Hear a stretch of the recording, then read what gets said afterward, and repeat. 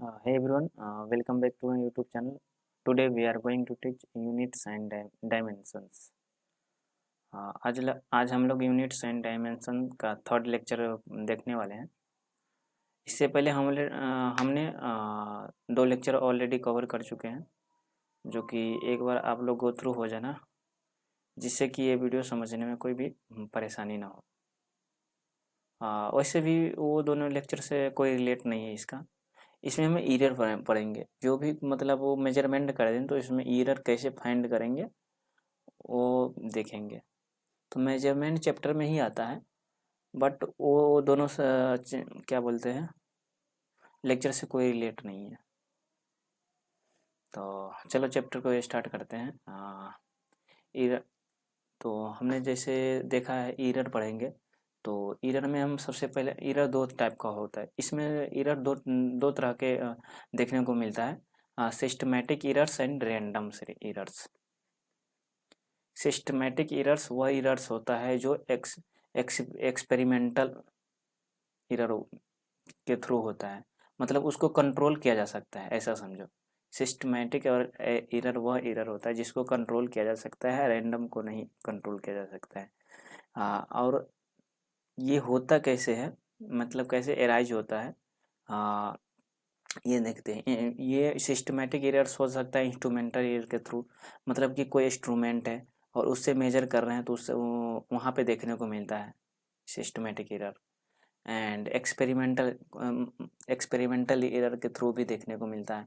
जैसे कि हम केमिस्ट्री लैब में जाते हैं तो वहाँ पे कुछ मेजर करते रहते हैं, कुछ एक्सपेरिमेंट करते रहते हैं। एक्सपेरिमेंट करने के दौरान जो कुछ न कुछ एरर आता है, हमें रिजल्ट आना चाहिए कुछ और आ जाता है कुछ। तो वहाँ पे भी सिस्टमैटिक एरर देखने को मिलता है। एक ह्यूमन एरर है, ह्यूमन एरर भी देखने को मिलता है सिस्टमैटिक एरर में। ह्यूमन एरर में ये ले सकते हैं, मतलब ये कोई लैब एक्सपेरिमेंट हम करते रहते हैं। मान लो केमिस्ट्री लैब में हम लैब एक्सपेरिमेंट कर रहे हैं, तो उस टाइम मान के चलो कोई स्टूडेंट आया, उसका दोस्त आया और जानबूझ के ऐसे धक्का मार दिया, तो ह्यूमन एरर कहलाएगा। क्योंकि वो ह्यूमन एरर के थ्रू कुछ न कुछ एरर आएगा, वो किसी पर्सन के थ्रू आएगा, तो उसे ह्यूमन एरर बोलेंगे। तो इस ये तीन तरह के एरर देखने को मिलेगा सिस्टमैटिक एरर्स में। एंड रैंडम एरर तो समझते ही हो सब, नाम से ही पता चल रहा है। जो कोई एक्सपेरिमेंट होता रहता है और रेंडमली वो एरर आ जाता है, रैंडम एरर आ जाता है, उसे रैंडम एरर बोलते हैं। चलो डिफिनेशन पे उतना जोर देने की ज़रूरत नहीं है, डिफिनेशन वगैरह पूछेगा नहीं, बस कुछ पे प्रॉब्लम सोल्व हो जाएगा, वो काफ़ी है।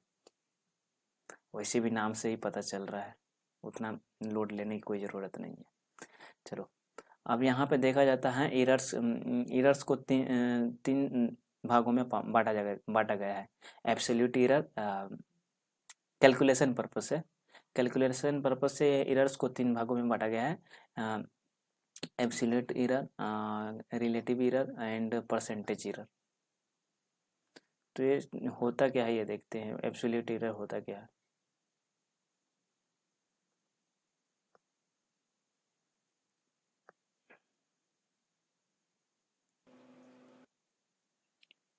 तो एब्सोल्यूट एरर देखने से पहले हम समझते हैं पहले मीन वैल्यू कैसे निकालेंगे। अगर मेजरमेंट दिया गया हो, मान लो सपोज मेजरमेंट दिए गए A1 A2 A3 S one up to AN तक, तो इसका हम मीन वैल्यू कैसे निकालेंगे। तो मीन वैल्यू निकलेगा, सबको ऐड कर देंगे अपॉन नंबर्स, जितना मेजरमेंट रहेगा, नंबर ऑफ मेजरमेंट, तो अपॉन n।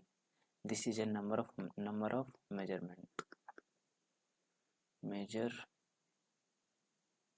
मेजरमेंट समझ लो। तो एब्सोल्यूट एरर को हम डिफाइन कर सकते हैं। एब्सोल्यूट एरर वही एरर होता है, ऐसे डिफाइन कर सकते हैं, जो मतलब ये डिफरेंस होता है ट्रू वैल्यू ट्रू वैल्यू और इंडिविजुअल मेजरमेंट के बीच का जो डिफरेंस होता है, वो एब्सोल्यूट एरर को कहलाता है। तो हाँ, इसको ट्रू वैल्यू, मीन को ही बोलते हैं ट्रू वैल्यू, याद रखना आप लोग, ट्रू वैल्यू। प्रॉब्लम में ये नाम देखने को मिलेगा, ट्रू वैल्यू। तो ये बोल सकते हैं जो the difference between true value and individual measurement is known as absolute error.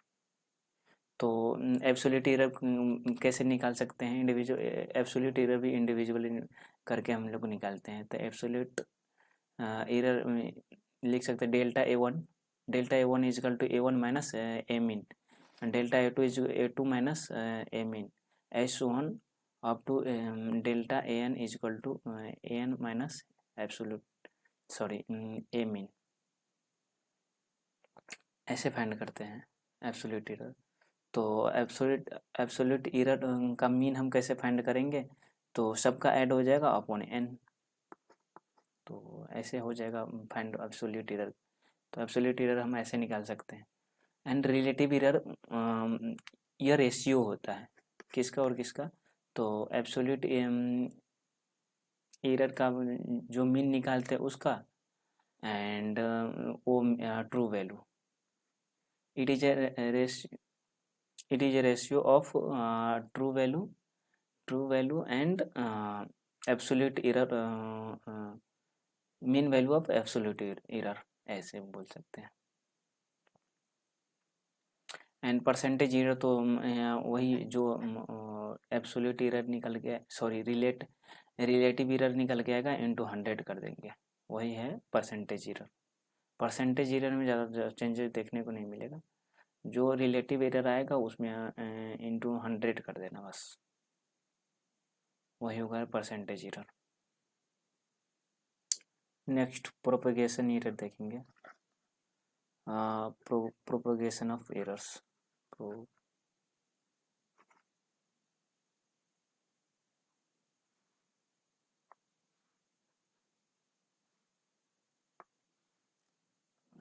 Propagation of errors.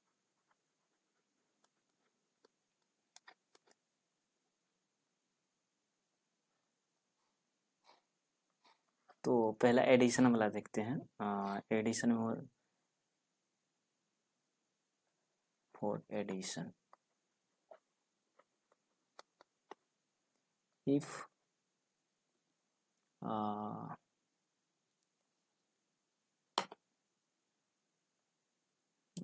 if x is equal to a plus, addition and subtraction एक ही में कर देता हूँ, एडिशन एंड सब्सट्रैक्शन, क्योंकि ये दोनों में चेंजेस नहीं होता, दोनों एक ही होता है। If x is equal to a plus B, A plus minus B, तो हम इसका डेल्टा देन डेल्टा x कैसे निकालेंगे, माने चेंज इन x कैसे निकालेंगे, मैंने एरर मतलब कि एरर, ये डेल्टा जब ये लिखेंगे ना तो समझ जाना आप लोग एरर निकाल रहे हैं। तो यहाँ पे डायरेक्ट दोनों में डेल्टा आ जाएगा, तो delta A plus minus delta B ये हो जाएगा। ये एडिशन के केस में हो गया, एडिशन एंड सब्सट्रैक्शन के केस में हो गया, एंड मल्टीप्लाई के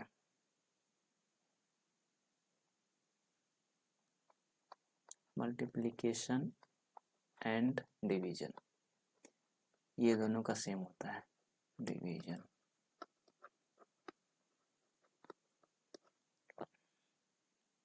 चलो यहाँ पे 4 लिख देता हूँ तो शायद ज़्यादा समझ में आएगा। Suppose x is equal to क्या लिख सकते हैं, a इंटू बी, या x is equal to a by B, then delta x is equal to, then delta x ये हो जाएगा, delta x upon x is equal to delta a upon a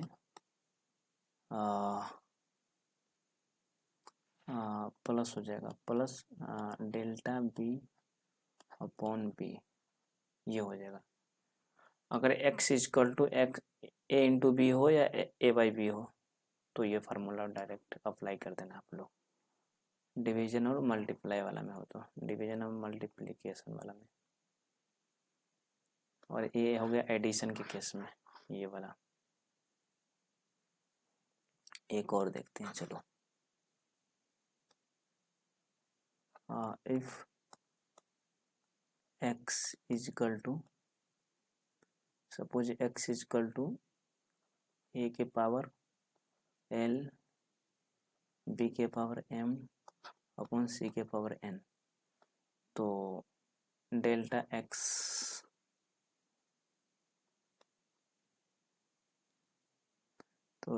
x by x is equal to हम लिख सकते हैं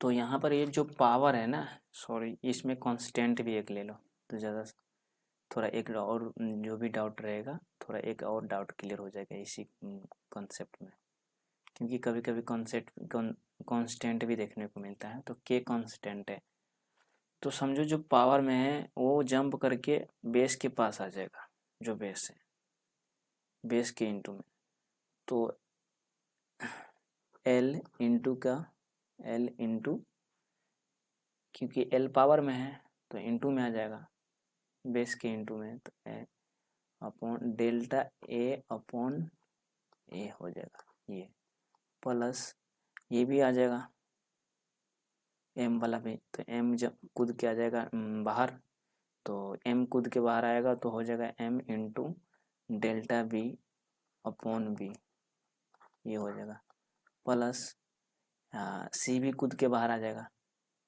तो हो जाएगा सी इंटू, चलो इसको ऊपर जाने देता हूँ थोड़ा, सी इंटू डेल्टा सी अपॉन सी, ये हो जाएगा।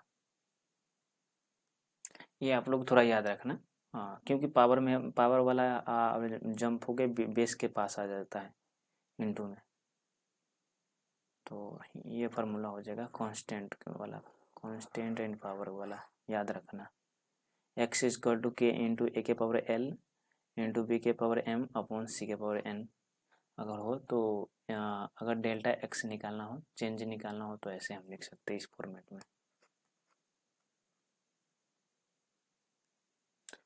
चलो एक मैं एग्जांपल देखता हूँ।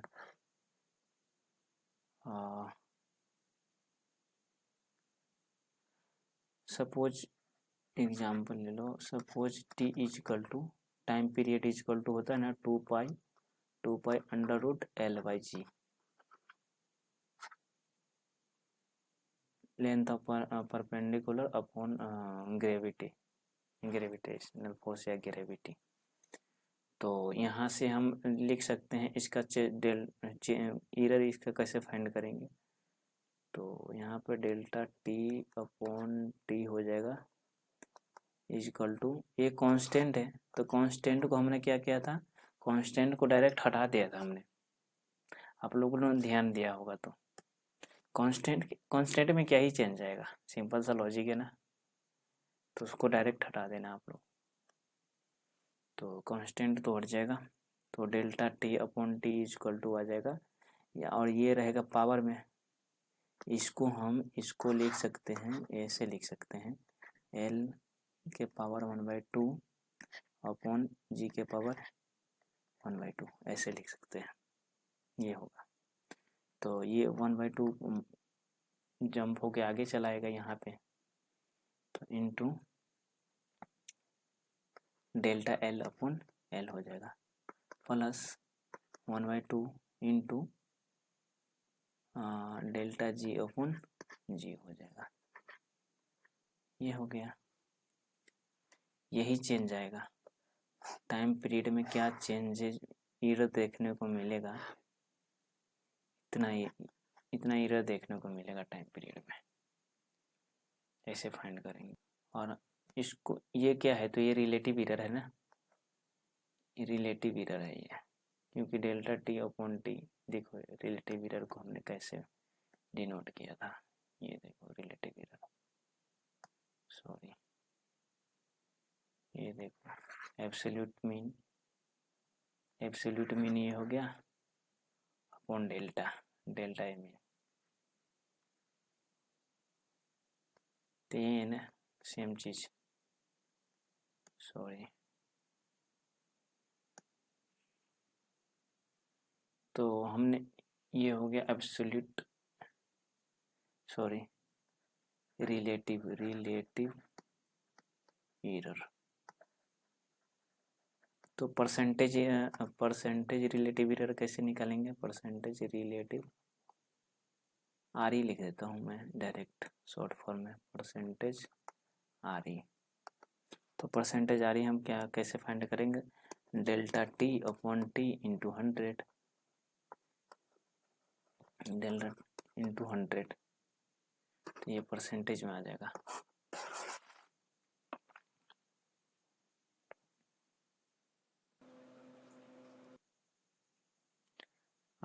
नेक्स्ट एक क्वेश्चन हमने एरर का क्वेश्चन उठाया है बुक से। The error in the measurement of A radius of A sphere is 2%। यानी रेडियस में जो एरर आ रहा है वो 2% आ रहा है। तो what would be the error in the volume? तो वॉल्यूम में क्या एरर देखने को मिलेगा? मतलब कि डेल्टा वी बाई, यहीं पे लिख लेता हूँ, ये जो है ना ये है delta V by, sorry delta R है, वी नहीं है, delta R upon R equal to 2% है, 2%। तो वॉल्यूम में क्या चेंज देखने को मिलेगा वो बोल रहा है, चेंज यानी एरर कितना देखने को मिलेगा। तो इसका वॉल्यूम कितना होता है? वॉल्यूम इक्वल टू होता है 4/3 पाई आर क्यूब। तो ये दोनों तो कांस्टेंट है, तो इसका तो कोई यूज नहीं होगा। ये पावर वाला हमने क्या बोला था? पावर वाला आगे आ जाता है, पावर वाला आगे आ जाता है। तो यहाँ से हम क्या लिख सकते हैं? 3r, आर क्यूब 3r लिख सकते हैं। सॉरी अब भी 3r नहीं लिखेंगे, ये थोड़ा यहाँ पे गलत हो गया। यहाँ पे हम लिखेंगे, ये कॉन्सेप्ट तो सही बताया हूँ, ये आर आगे आ जाएगा, लेकिन डेल्टा वी बाई वी करेंगे तब होगा। तो ये आगे जंप कर जाएगा, तो 3r हो जाएगा, sorry 3 delta R upon R हो जाएगा। तो ये वाला हम क्या, ये वाला हमें गिवन है 2%, तो ये कितना हो जाएगा? 2 इंटू इतना, ये तो 6% आंसर आ जाएगा, एरर इन वॉल्यूम। तो एरर इन वॉल्यूम आ गया 6%। दिस इज आंसर, ये होगा आंसर। मतलब कि हमें एक बार समझते हैं, मतलब कि एरर दिया गया है, रेडियस में दिया गया है एरर, रेडियस में एरर है 2%, तो वॉल्यूम में क्या एरर देखने को मिलेगा वो पूछ रहा है। तो हम वॉल्यूम क्या होता है? 4 पाई क्यूब होता है। तो क्यूब वाला जब ये चेंज उसमें वॉल्यूम में एरर निकालेंगे तो ये तो आगे जंप होके आ जाएगा, तो 3 into delta R upon R आ जाएगा। ये वाला पावर वाला रूल अप्लाई होगा, ये वाला जो हमने पढ़ा है ये पावर वाला, ये पावर वाला हो जाएगा, पावर एंड कांस्टेंट वाला रूल। तो ये पावर वाला आगे जंप कर जाएगा, तो 3 into delta R upon R, delta R upon R दिया गया है, यानी चेंज इन रेडियस दिया गया है। Change in radius error in radius 2% है, तो 2% आ गया इंटू, तो 3 इंटू 2% 6% आंसर। चलो लेक्चर को यहीं पर ओवर करते हैं। और हाँ, प्लीज़ चैनल को लाइक सब्सक्राइब और शेयर करें अपने दोस्तों के साथ, एक्चुअली में जिसको नीड हो, क्योंकि बहुत सारे स्टूडेंट ऐसे हैं जो पुअर बैकग्राउंड से बिलोंग करता है और उसको फ्री कंटेंट चाहिए, जो कि अच्छे रिसोर्सेज मिल नहीं पाता है। तो अपने दोस्तों को बताएं और शेयर करें अपने दोस्तों को, जिससे कि वो लोग भी लाभ उठा पाए। चलो लेक्चर को यहीं पर ओवर करते हैं। Thanks for watching me, have a nice day.